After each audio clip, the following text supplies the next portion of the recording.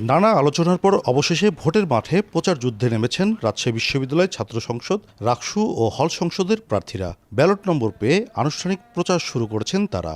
আগের দুই বিশ্ববিদ্যালয়ের ছাত্র সংসদ নির্বাচন থেকে এখানকার নির্বাচন উৎসবমুখর হবে বলে প্রত্যাশা প্রার্থী ও সাধারণ শিক্ষার্থীদের। এবার হলবাদে কেন্দ্রীয় ছাত্র সংসদ ও সিনেট প্রতিনিধি নির্বাচনে অংশ নিচ্ছেন ৩২ নারী। তাদের প্রত্যাশা নিরপেক্ষ নির্বাচনের। ভিপি পদে, জিএস পদে, এজিএস পদে যখন নারীগুলো এসেছে তখন আসলে এটা আনন্দদায়ক বিষয় আমাদের জন্য।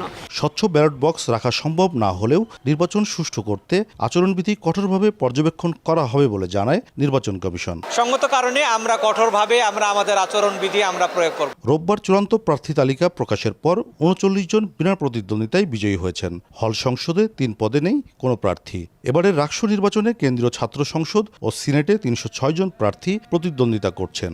এর মধ্যে কেন্দ্রীয় ছাত্র সংসদে ২৪৮ জন এবং সিনেটে ৫৮ জন প্রার্থী।